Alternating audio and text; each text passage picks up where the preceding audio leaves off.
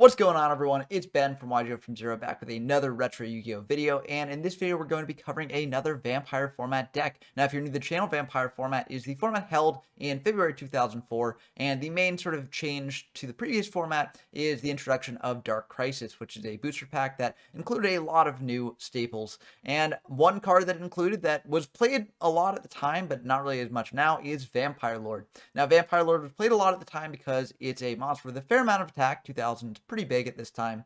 And also, it's kind of sticky on field. If your opponent removes it through a card effect, it comes back the next turn. So the idea is that if you can set up a Vampire Lord, it can be very hard for your opponent to actually deal with, and you can potentially just win the game through that. Now, in a modern setting, people have sort of gone back, revisited this, and realized that Vampire Lord really isn't that good. I mean, there are just natural outs through things like, Injecting Fairy Lily, but there's also things like other tribute monsters like Dark Ruler Hadass and Jinzo, which are just a bit better. Also, having a tribute monster that doesn't really do much on field, besides just stick around, is generally not a valuable use of your resources because you do have to like hard tribute this sometimes. And so this card has sort of fallen out of favor in good stuff decks. Now, that being said, it is still like an individually powerful card, so you can build a deck around it, especially slotting it into the zombie deck that we featured on the channel back when I was covering Yata format. And this deck isn't perfect by any means, but it is the best vessel for Vampire Lord. And in addition to another very powerful card that was released in Dark Crisis, it can be like somewhat powerful. I'm not sure if I'd call it tier 1, but tier 2 is definitely on the table for this deck. So the main sort of thing that pairs with Vampire Lord well here is Skill Drain. Skill Drain is a continuous trap that says activate this card by paying 1,000 life points, negate the effects of all face-up monsters while they are face-up on the field.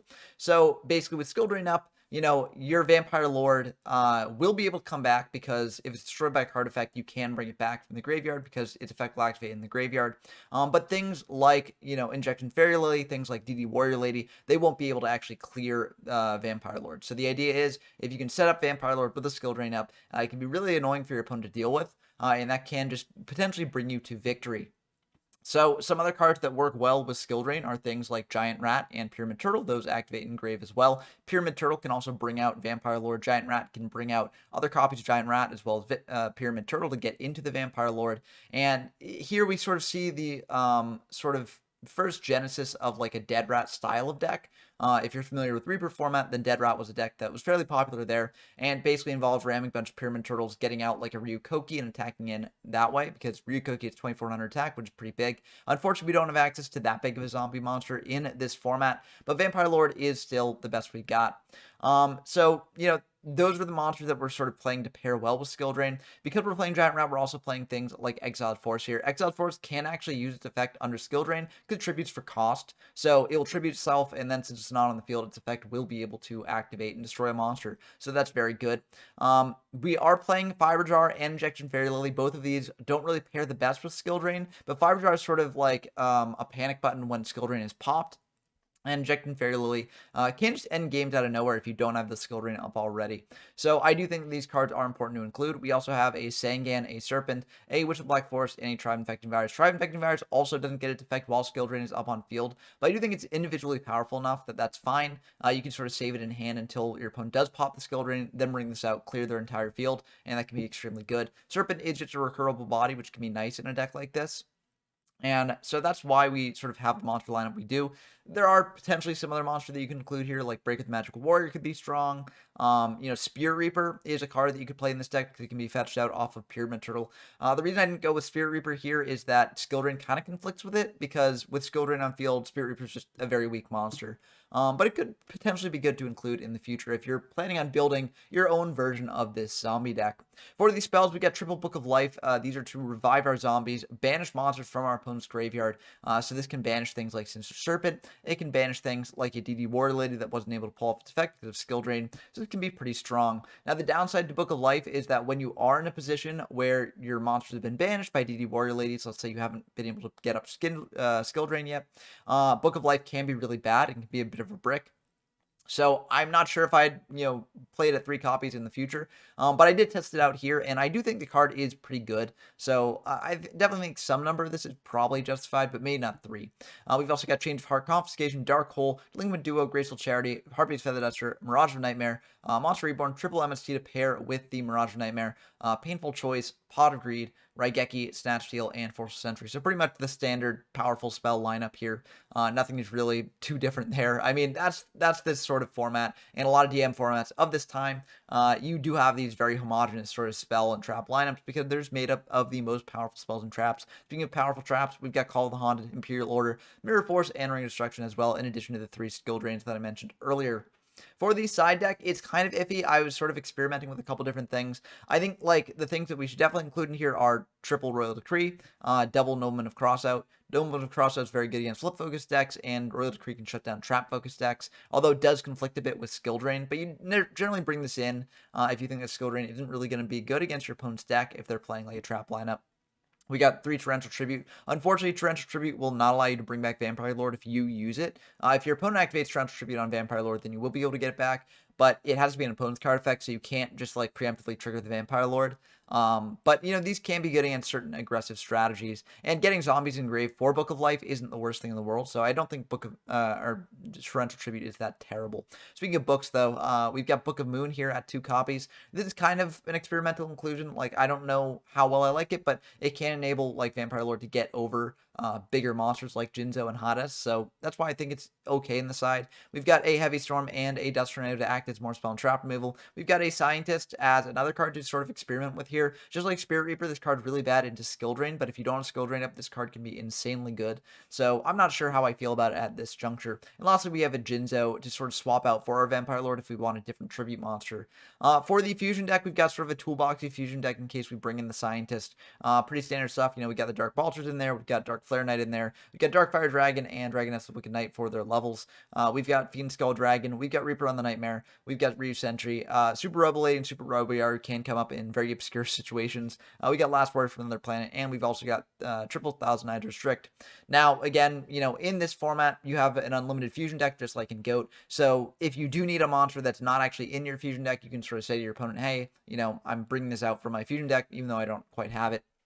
But that probably won't come up in any of the games that we play, given that Scientist is just in this side deck. But that's going to do it for the deck breakdown. I think this deck is pretty cool, but as you may see in some of the games, it does have some major issues. So let's see if it can manage to surmount those issues. Okay, we've got our first game against Soul65. Always a pleasure to have them on the channel. They're frequent guests. And we, unfortunately, will lose the rock, paper, scissors. So we will be going second here. This deck doesn't really care too much about going first or second. I mean, as much as any deck does, because, of course, when you have a hand rip, it's always good to go first with that. But hopefully this won't be too bad for us. I'm just going to open up with Graceful Charity. That's always unfortunate to see. They're going to pitch a contract with the Dark Master, so we're going to get to see this deck go up against a bit of a janky option, because Dark Master Zork is kind of like, I mean, it's not the best strategy. It's pretty cool, but it is like sort of all in on the Zork, and if they manage to clear the Zork, then you're in a bit of trouble here. Opponent's just going to set 1, pass back to us. We're just going to summon up Pyramid Turtle and set a couple in case they're playing like Don Zalug and they just set that. But I figured this deck probably isn't on Don Zalug, so I figure it's fine just attacking in. So that's what we're going to do. We're going to hit in. It is a Mystic Tomato, so they will get a search here, unfortunately. We're going to bring out a Witch of the Black Forest. Main 2, we're just going to Comfy, see what they've got in hand. We could have potentially saved the Comfy for later in case they like crash the Witch or we attack over the Witch. I think it's just good to get an idea of what they've got now, especially if they've got like Harpy's Feather Duster to clear our entire board here. So we're going to see what they've got, and we see that they've got a DD Warrior Lady, a Graveyard Spy, a Fiber Jar, a Ring of Destruction, and a Contract with the Dark Master. This is kind of a tricky pick for us, as all the monsters here are kind of annoying. We do have Skill Drain to shut off like Fiber Jar and DD Warrior Lady at least. Graveyard Spy is a real problem though, and this is the biggest issue I think the deck faces in this format. Vampire Lord cannot get over Gravekeeper Spy, and Gravekeeper Spy has been seeing a fair amount of play in a variety of decks in this format, because just getting a 2k defender on your field and getting out another one on top of that is extremely good. So I think that is probably one of the biggest issues of this deck, and I think that we might send the Spy, and we do indeed send the Spy, because everything else we're relatively fine with. It would be annoying if they like Ring of Destruction or Pyramid Turtle. That would be kind of rough. But if we're able to like crash our Pyramid Turtle into like their DD Warrior Lady, for instance, they just summon that out and attack in, then that works out really well for us, because then we get out like a Vampire Lord, and we can get in for damage that way, and they can't like clear it completely with Ring. So I feel okay about this.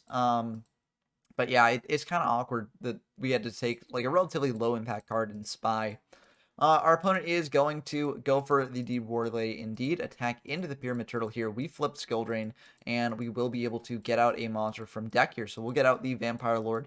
And now the DD Warrior Lady is negated, so that makes it a lot worse. We're just going to switch the Witch of Black Fort's defense, pass back to us, choosing not to commit the ring because we do know about that. And Book of Life is not bad, having another one. We could just Book of Life the Pyramid Turtle, although there isn't really much reason to do that at this point in the game. We're just going to bring out a Giant Rat. Okay, I guess we are just going to go for the Book of Life here. Committing a lot onto board here, but I want to get aggressive, seeing that they are on Spy, and we got to get in while we can. And I feel like this is ultimately fine because we do have another Book of Life in hand as well.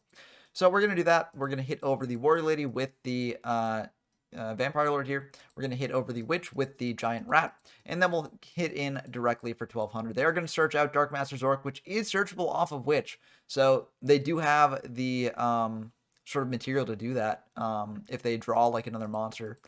But I think that's ultimately fine because we have this Mirror Force set. So I'm feeling pretty good about this overall. Our opponent is going to think about this a bit, and they are indeed going to go for Zork, pitching a or tributing a Tomato and a DD Warrior Lady here. Bring out the Zork. That is, if you're counting, that's 4 cards of commitment into this Zork. And if it's cleared by a Mirror Force, then that's kind of unfortunate for them. And that's like the main reason why I'm not the biggest fan of like something like this Zork strategy, because you do have to go all in on this card that does not have protection, and there's a lot of removal in this format. So yeah, I think that you know, it's not the best, but it's still cool to get this as a data point. Seeing how this deck matches up against, you know, maybe not the most meta deck, but still, you know, it can provide us some insight here. We're going to attack in with everything. That is going to be fine by them. I think they're thinking about whether they ring or not here, and they're going to choose not to. I think that's fine. They'd take the damage either way, and the Vampire Lord wouldn't be permanently cleared, so I think it makes sense for them not to ring there. They're going to go for a Pot of Greed here, draw 2. They're going to set 1, pass back to us. We draw Tribe Infecting Virus. We're just going to hit in, because why not? They're going to ring the Vampire Lord, going out on their own terms here, and that will indeed be the end of Game 1. So I think this deck did pretty well in Game 1. The skill drain worked pretty much how we wanted it to, shutting off DD Warrior Lady, bringing up Vampire Lord that is very hard to deal with. And yeah, I mean, again, like the deck we're facing isn't necessarily the most meta thing, but I think the fact that this deck can beat non-meta decks shows that it probably is like tier 2 at least. But I'm getting a little bit ahead of myself here. We've only won the first game. We haven't quite won the match yet, so let's see how we do in Game 2. Our opponent's going to set a couple pass back to us. We draw a Vampire Lord here. We're just going to set a Pyramid Turtle, set Mirror Force, set Imperial Order, pass back to them. I feel pretty insulated here. If they've got Harpies, we've got IO, so not the worst thing in the world. Now, I do have the read that, like, in Game 2, our opponent's probably going to side into more Spell and Trap removal, like MST, like Dust Tornado, because Skill Drain is in our deck and very threatening. So our opponent's going to go for a Change of Heart here, taking the Pyramid Turtle. We could have fired IO there. I did kind of debate it, but I also am not the most threatened by them taking a Pyramid Turtle. We got Mirror Force in case they want to tribute it off. And if they do go all in here, you know, tributing off our monster and attacking in, then we do have Injecting Fairy Lily to punish them on the follow-up. But they're just going to flip up a Fiber Jar instead, choosing not to go for big damage here. And then they're going to ring the Fiber Jar, dealing 500 damage each. So everything will get shuffled back into the deck. We don't have a way to deal with that because we don't have the skill drain up. It's a little bit risky going for that play, given that we might have had skill drain, but they could have had MST in hand. So in that case, it wouldn't have mattered with the IO either way, I guess. So we are going to each draw 5. We do bring in a Book of Moon, because if they do have a deck that can bring out a big beater like Zork, we want to have a way to sort of like clear it with Vampire Lord. So we brought in Book of Moon. I think we also brought in Torrential as well, just to clear the Zorks, as those are really threatening for us. So they're going to bring out ADD Warrior Lady, pass back to us, and this is a pretty good opening hand. We're going to go for Graceful Charity, pitch a Giant Rat and a Pyramid Turtle there. Pitching the Pyramid Turtle sets up our grave for Book of Life. Also, you know, those cards are really bad into DD Warrior Lady, so I figured it'd be fine doing that. We're just going to set a Witch, set a Ring, set a TT, pass back to them. If they commit another monster board, we've got the TT. If they attack in to our Witch with the DD Warrior Lady, we've got Ring. So I feel pretty good here either way. Our opponent is just going to attack in to the Witch here. We're going to ring it. We'll each take 1,500. We are pretty far below our opponent here, but I think that's ultimately fine. And we draw Raigeki, which is pretty good. We're going to think about this a bit, and we are just going to go for Dark Hole here, clearing our board, but also our opponents, and getting a search off the Witch. We've searched out Injection Fairy Lily here, summon that out, attack in for 3,400. And this is a little bit risky because they might have a way to take the Lily, but we do have Book of Moon here to set down the Lily if they fire like Snatch Steal or something. They're going to go for Graceful Charity here, draw 3, and then pitch 2. Pitching a Zork and pitching a Tribe. Kind of interesting picks. They're going to go for Breaker here. We do misplay. I should just TT this. I choose not to because I figure booking the Breaker will ultimately be fine. But this does kill us if they've got like a Change of Heart or a Snatch Steal in hand. So I should just Torrential the board. We've got Tribe Infecting Virus. That's a 2-turn clock. And we also have a book to deal with whatever else they might bring out off the Tribe. So yeah, I feel like we're in a very, very good situation here. We could have just TT'd, but I don't because I get greedy. And that is really bad. So I shouldn't have done this. But, you know, it is what it is, and this is why watching replays is so important, because you do learn from your mistakes here. Opponent's going to break the book. We will just, you know, book the Breaker. And now if they've got Change of Heart or Sinatsu, we are just dead here, unfortunately. They're going to think a bit. They are going to go for a Raigeki here, popping the Lily, and they're going to reborn the Lily. Luckily, this does play into the Torrential, so we will get rewarded for our greed there. Although I think I still would have been in a better situation if I had just, you know, TT'd on the Breaker. But I guess, you know, now they don't have Raigeki, now they don't have Reborn. So I guess we did get rewarded for that play. We draw Sangam, we're just going to bring that out, attack in. Next turn, we do have Lethal.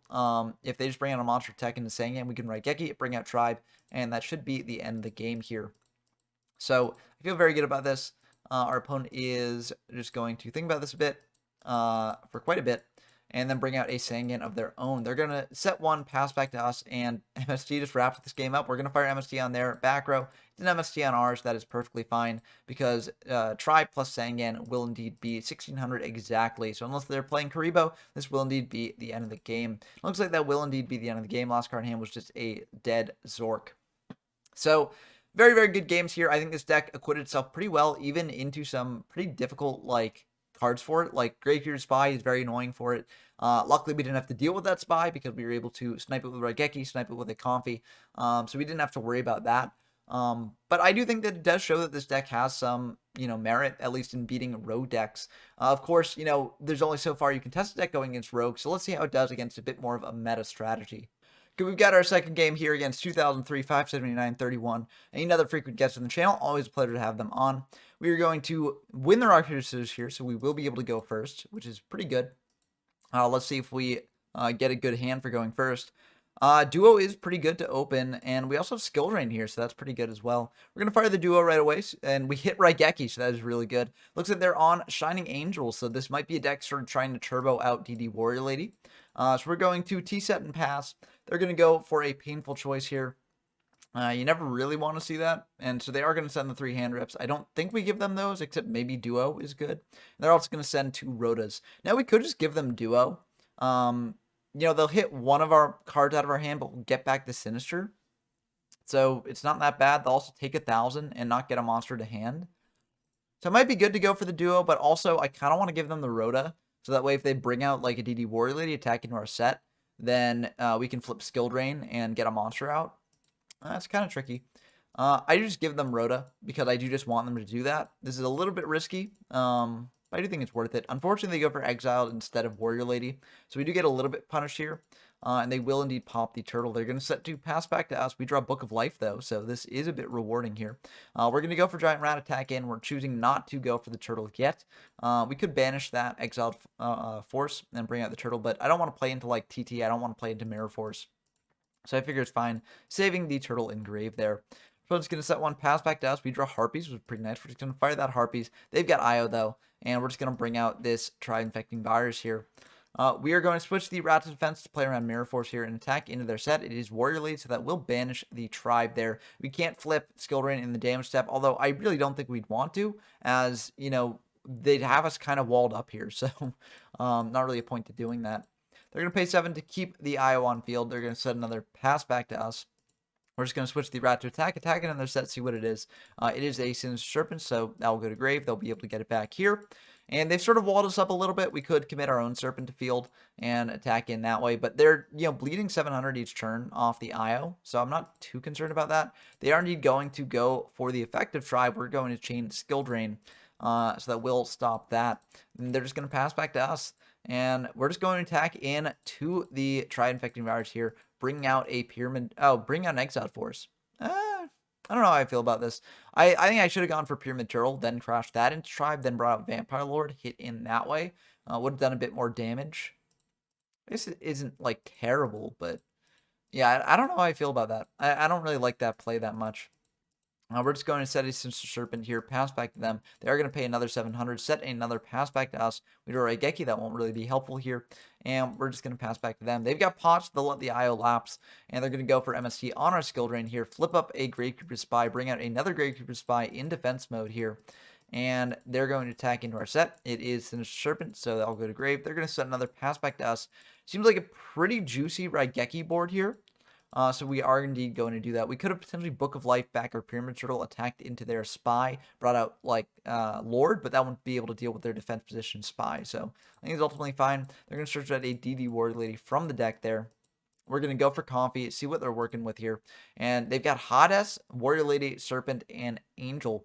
Not the best options for us here. We just send Warrior Lady because that does deal with, like, our turtles, our rats. If we bring out Vampire Lord, it deals with that as well. So it's a bit awkward here. Unfortunately, Shining Angel can get them into another DD Warrior Lady. But we are going to go for the Book of Life on the Pyramid Turtle. This way they can't crash Angel into the turtle and then get out Warrior Lady right away. So yeah, we're just going to hit in for 12 here. And then main 2, set 1, pass back to them. They're going to set 1, pass back to us. We draw another Pyramid Turtle. We're going to summon that out, attack into their set. It is indeed the Shining Angel. They're going to bring out another Shining Angel. We're just going to attack into that Shining Angel. We take 2, but we can bring out Vampire Lord, thin the deck a little bit. And this will allow them to get out a Warrior Lady, unfortunately. But, I mean, they have to pick which one of our monsters to banish off this, so it's not the best for them. And we do have 1 Pyramid Turtle left in deck, so we can indeed get a search off that last Pyramid Turtle. They're going to, or we're going to fire Call here, bring back Exiled. And then we're going to tribute it off to pop the Warrior Lady. We could have potentially saved it. But I do think this isn't a bad use of Call here, just to clear it preemptively. We know about the Serpent and Hades in hand. So I feel like this is ultimately good. They don't really have a way to stop us from getting in for a ton of damage next turn. So I feel ultimately okay about this. We are going to, or they're going to set 1, fire a Mirage, pass back to us. We're just going to go for MST on the Mirage in the end phase, just prevent them from drawing here. And Change of Heart will wrap it up. I mean, we have the read that it's Serpent, so we could potentially summon out Serpent here, attack over that, and then get in for game that way. But yeah, we don't need to worry about that because we got Change of Heart, and they're just going to preemptively admit defeat. They don't even need to see the change. They just know the writing's on the wall. So, very good game 1. This is a bit riskier for us because they are playing ways to turbo DD Warrior Lady. They're playing the Spies, and that is a bit awkward for us here. So, yeah, a bit of a tricky siding thing. We saw it out of the hand rips, I think, and we bring in things like Torrential Tribute, pretty sure, to hopefully deal with that. But yeah, this hand is, this hand's okay, but we really need a monster. Unfortunately, they got Forceful, so they'll send back our Change of Heart there. But yeah, this is a bit of an awkward hand. They're going to go for Duo as well, ripping 2 cards out of our hand. So this is not looking good for us. They're going to hit Mirror Force. We're going to pitch Skill Drain because we don't have any monsters on our side of the field anyways. And, I feel like they're going to potentially get in a fair amount of damage. They're also going to fire Graceful. So they opened Forceful, Duo, Graceful, Pot as well. Not looking good for us here. If I'm going to be honest. They're going to go for Reborn as well, bring back a Sangan there, and pass back to us. We draw a Giant Rat. We're going to summon out that Giant Rat, attack into the Sangan there. They're going to search out a Warrior Lady. That is a bit awkward into our Rat. We're going to set an MST, set a Torrential Tribute, pass back to them. They bring out the Warrior Lady. We fire the Torrential here. I think maybe this was a mistake in hindsight, because realistically the Warrior is going to trade for the Rat anyways. And, they'll have Witch attacking in every turn, but like Witch isn't as big a threat, and Witch will be able to search something that is probably a bigger threat. So I think maybe this was a misplay. Yeah, I think this was probably a misplay. I shouldn't have done that, but I just wanted to clear the Warrior Lady. And yeah, I think it was Yeah, I think that was not good. I think I should have been more disciplined on the TT there, especially because now they get breaker, they can pop the known MST, and yeah, it's a bit awkward. We've got two MSTs here. We don't have a way to deal with any major aggressive pressure that they can bring out, like a breaker. So yeah, I think if yeah, this was not a good plan on my part. But I think either way here, we might have been in a bad spot because like we don't have a way to deal with the witch here either way. So I mean, we could have dark hold the witch and then torrential whatever they brought out. So there's that. But they're so up on cards that it's kind of hard to say at this point. They're gonna attack in for 16. I chose to hold the dark hole here because I figured they likely had another threat that's also got a fair amount of attack. So it's better to wait until I draw into like another torrential before going for the dark hole here. So I just pass back to them again. We draw Raigeki, which is also really good, but again, I want to wait here a little bit, and they do come in another monster to board here, so they do get in for 3,100, and we do have a fair amount of monster to kill here. We can go for Graceful first just to see what we get, and those are some interesting ones. We're actually going to pitch both monsters here, because hopefully we can draw off Mirage, and yeah, so hopefully, I mean, we're living on a prayer here. We just have to hope that the Mirage goes through. We draw into some good stuff. And we do have the MST to deal with the Mirage afterwards. So we do go for Mirage here. That is fine by them. Okay, maybe we're actually in this game after all. They're going to bring out Warrior Lady. Tag in for 15. We don't have a way to stop that. So now our skill drain is unfortunately dead. We draw Reborn. We're just going to pop the Mirage there. And we're going to add back that Serpent. It's a little bit awkward here. We don't really have many options here given we're at such low life. But I think we do just have to Reborn the Breaker after Raigeking the Warrior Lady. We got to get in damage quick, and we can't afford to lose a monster. So, you know, we set up the Breaker. We're going to set the Serpent, set an IO, set a skill rating as a bluff. Why not? And they're going to go for Roto. We've got the IO. They're going to go for Magical Scientist here. So it actually will be potentially the end of the game if they bring out Senshi and they also bring out like pretty much any monster that can actually beat over Breaker. They just win the game here. Luckily for us, they're going to go for Thousand Eyes, and this actually does prevent them from winning the game. And puts them in kind of an awkward spot. So I feel very good about that. You know, we're still in an awkward spot, like overall. We can't pay for this IO, so that's gone now. And we don't really have much to do here. But like, I mean, ultimately, I think this is okay. It's not the best, but like, it's better than, you know, losing last turn. So we're going to set 2, pass back to them. They are going to bring out a Shining Angel here, attack in directly for 14. We're going to Fire Call. It doesn't really matter here because whatever we get will kill us, because if we bring out Giant Rat, they can bring out, I mean, I guess if we bring out, yeah, if we bring out Rat, we're not quite dead, because they can bring out like Warrior. Oh no, Warrior Ladies are gone. So yeah, I think going for the Rat actually would have potentially kept us alive a little bit here. They flip up Oppression and try and use it, but they can't actually do that right now. I forget this in the moment because like I'm so used to it in like Edison and more modern formats, but in this format you can't actually use Oppression unless it's already face up on the field. So this wouldn't have actually been able to activate at this timing. They would have had to flip it up before tagging with Shining Angel for that to work. And if they flipped it up beforehand, we could have just chain call anyways. So yeah, this wasn't quite the end of the game here. It likely would have been very soon. As yeah, we only had 1 Rat in deck. How many? Yeah, they had more Shining Angels left in deck, so most likely. I mean, we can see their hand. Yeah, they didn't have any Shining Angels in hand, so if they had 2 more Shining Angels left in deck, we only had 1 Rat. We'd have to bring out like a Pyramid Turtle, and that would have actually killed us there. So yeah, we were dead here either way, even with the Oppression thing. But still good to know. Oppression did not work like that in this format. Good to keep in mind, doesn't really come up much because Oppression didn't really play much, given it works that way in this format, but you do occasionally see it. So we are going to be going first for game 3 here. You know, that was a pretty rough game 2. But hopefully we can manage to acquit ourselves a little bit better in game 3. We're going to set the Pyramid Turtle, set IO, set Torrential Tribute, pass back to our opponent. And they're going to go for Graceful. We've got IO, and that will indeed stop the Graceful. Very glad they didn't have MST there. They're going to set 2, pass back to us. We draw Exiled Force, which is pretty nice. We're going to flip up this Pyramid Turtle, just pop their set. Luckily, it isn't like a, you know, Sangin or Witch, and so we don't get punished for that. And we'll just hit in for 1,200 here. I wanted to go aggressive here because I do know that they're playing things like, you know, Gravekeeper Spy, which I obviously don't want them to resolve. So that's why I just sort of go aggressive. We do also have the call to bring back the Exiled Force as another pop later. And I feel sort of comfortable in this position. We draw a Mirror Force, so we're just drawing a bunch of good cards here. We're going to bring out Tribe. That is fine by them. We're just going to attack into their set with the Tribe. Tribe does also deal with, like, Spy, so that's why I'm also okay doing this. Unfortunately, the Warrior Lady will clear the Tribe. We will be able to attack in for 1200 though. We're going to set this Mirror Force pass back to our opponent. They're just going to set one pass back to us. We draw Pyramid Turtle, and we could potentially go for the Exiled Force, and that is indeed what we do here. The only real thing that punishes this is like Sangan, because if it's Witch, they can search out something as well, but nothing really deals with our board here. I guess they could bring up Breaker, pop Io, and then do a powerful spell. But we do have like Torrential Tribute. We've got Mirror Force, so we can cut that off as well. If we do TT, we lose both of our turtles, but I still think we're in an okay spot. And if it's Spy, this is very rewarded for us. So that's why I go for the Exiled here. I feel like there aren't too many punishes to this, except for Sangan exactly, because Sangan can search out Spy. Unfortunately, it is indeed Sangan exactly, so they do search out Spy here.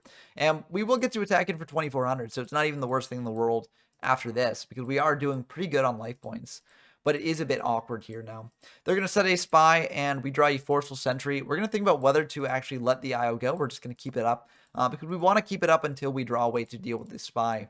We're going to switch our Monster's Defense. They flip up the Spy there, summon out another Spy from deck just to get that going off. And then they're going to bring out an Air Knight Parshath. We're going to TT that. I feel very good about this, clearing these Spies that we have no real good way to deal with otherwise, and also clearing a very powerful monster. And they're going to pass back to us. We draw a duo, so we can actually take apart their entire hand. We do just pay the 700, though, because I don't really feel like that's the most useful thing to do, just to take apart their hand now. I feel like we can wait a little bit longer. They're going to set another pass back to us. We draw Mirage, so we definitely are going to let the IO lapse there. We're going to go for Forceful, and we see what they're working with. They've got Pot, Mirage, and Sasuke. I think, so I shuffle back the Pot here. I think I actually should have shuffled back the Sasuke. The reason I didn't at the time was I was like, well, they can Rota it out, so I don't want it like in the deck to access. But I think getting like Pot and Mirage out of the deck entirely with the duo is probably a little bit better. And I feel like we are in a pretty aggressive position, so it's not like we're going to be setting a ton anyways. So I think I probably should have sent back the Sasuke, but I guess sort of blinded by Rota potential here. So we send back the Pot. We're then going to fire a duo here, pitching the Mirage and the Sasuke there. And then we're just going to fire Mirage of our own, pass back to them. Mirage will go through here, so we will draw 4. And those are 4 good ones. Our opponent's going to Compy, unfortunately. So they will be able to take the Raigeki from hand, which would have been very nice to deal with their set. But ultimately, that's fine. They do see the MST in hand, so we do fire that. Normally, you'd like fire an MST on field at this point, because they know more information about the card on field than in hand. But since they do know we have it, like, we're just going to fire it. Get that bit of known information out of the way there. So we are going to just set a Sangan, set a Torrential Tribute. Next turn, we can just flip up the Sangan, fire Torrential Tribute, pop their board, get a search, and then summon something else out and attack in. Like, we didn't even search out Injection Fairy Lily attack in for game that way. So I feel pretty good about this line of attack here. They're going to set another pass back to us, and this just makes our play even better. We're going to flip the Sangan, go for TT here, pop the entire board, get a search. We're going to search out Lily. We could have searched out a Serpent to go with the Graceful, because we haven't used up Serpent yet. But I do just want to get the card that wins the game in hand here. And our opponent's just going to admit defeat. They just had a Royal Oppression and a Raigeki, neither of which were that useful against us here. So very, very exciting games with this deck. I think that, you know, this game 3 definitely showed that, like, this deck does have some grind against decks that are playing outs to it, like the Great Fever Spy, and like a ton of DD Warrior Ladies as well. You just have to tailor the deck to that, and it can do okay. I do think that there are some things that are worth potentially changing in the future. For instance, in some of these games here, I actually sided out Book of Life once I saw that they were on a very DD Warrior Lady heavy strategy, because I figured that card would probably be dead more likely than not. And you really don't want to have dead cards in these matchups. So, you know, I think maybe cutting down on Book of Life further, given the prevalence of DD Warrior Lady, could be a good thing in this deck in the future. But I think overall, like, I'm, you know, relatively happy with how this deck performed. I don't think it's like tier 1 by any means. Like, I felt like I was definitely struggling a lot of the time to get out like big damage input and get out monsters that were actually very threatening to the opponent. So I'd probably say this deck is like tier 2 at best, but I do think it's a very interesting strategy, and I hope that more people experiment with it in the future. But what do you think of this deck? Do you think that I'm sort of underselling it a bit and that this deck actually had a lot more potential than I'm letting on? Or do you think that it's actually worse than I'm sort of making it out to be, and that instead of Vampire Lord, people should be playing maybe Patrician of Darkness? Let me know down in the comments below. As always, I look forward to chatting with you. And also, if you like this sort of content, be sure to subscribe. We reached 1,000 subscribers recently, and we're just growing from there. So always a pleasure to see that happen. And yeah, if this has piqued your interest, then subscribing the best way to sort of stay up to date with any future developments in these formats. Also, hopping into the YGO from Zero Discord is a great place to find games in any of these formats if it has piqued your interest further. But I hope that you enjoyed as always. And until next time, I've been Ben from YGO from Zero, and I'm signing off.